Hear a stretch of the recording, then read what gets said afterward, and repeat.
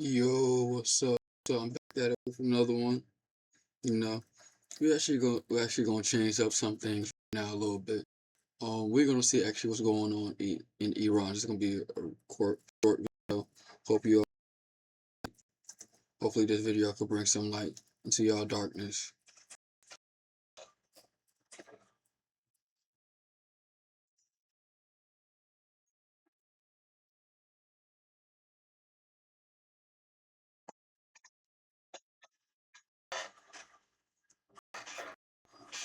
Let's turn our focus now to the Middle East, where Iran and their state news agency says Tehran and Oman are close to a new agreement for the traffic that goes through that critical oil shipping route. That country, Oman, honestly, is a very quiet country when it comes to peace and stability. They have a very stable government here, and not to mention you have Muslims, Christians, and you have some Jewish sects that live there peacefully.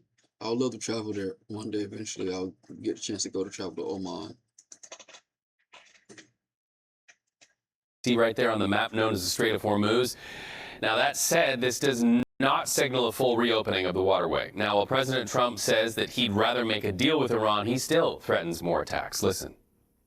I'd rather make a deal because I don't want to kill people. I do not want to kill people.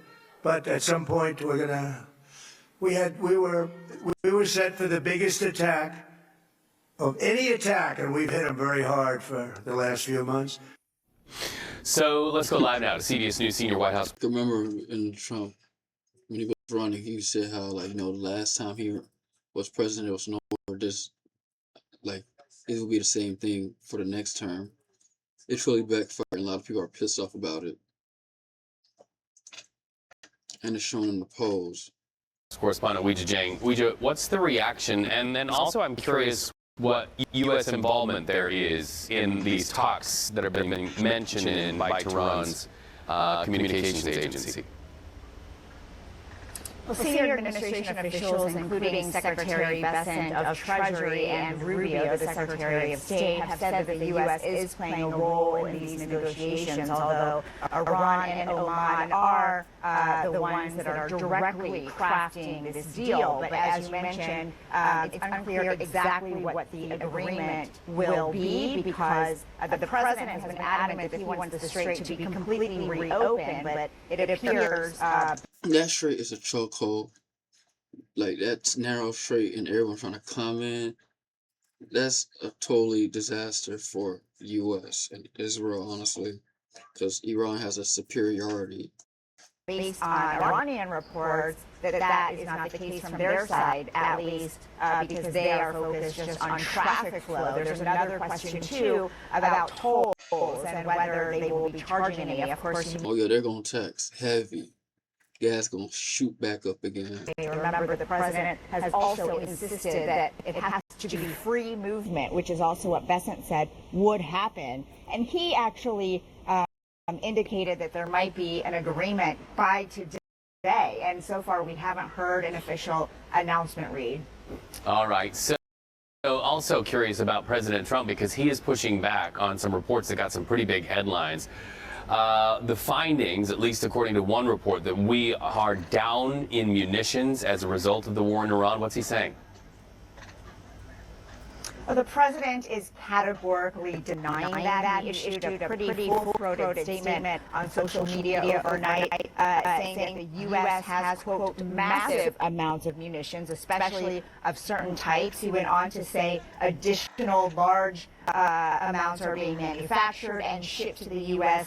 as needed, and that defense companies are building them all over the country. And the final thing he said, Reed, was that the quote, leakers of these treasonous statements are being hunted down.